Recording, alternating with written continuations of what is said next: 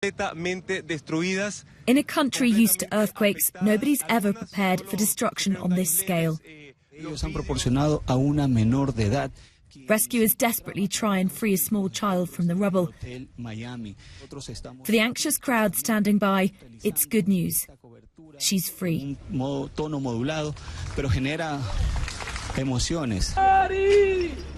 But not all searches are proving so successful. Rescuers calling out people's names in the hope of some response. The small coastal town of Pedernales in the northwest of the country was one of the worst hit. Residents slept outside, fearful of more to come. Rescuers are doing what they can with limited resources. The town's mayor has called for more help. This woman says the third floor of an apartment block collapsed on her family.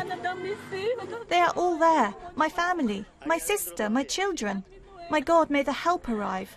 They must rescue them from the rubble. My God, my children. The death toll is still expected to rise as rescue efforts get underway.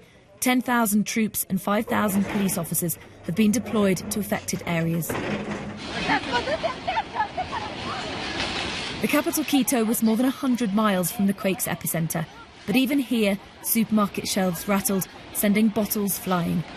The power in some parts of the city was cut, causing people to panic, unsure of what was happening. When the quake struck, President Rafael Correa was on business in Italy. He cut short his trip to fly home immediately. This was the worst earthquake to hit the country in decades. The president's called this a national emergency and urged Ecuadorians to stay strong. But some of the poorest parts of the country have been the hardest hit. As people continue to look for their loved ones or grieve for those who've died, the fear of aftershocks still remains. Katie Watson, BBC News in Quito.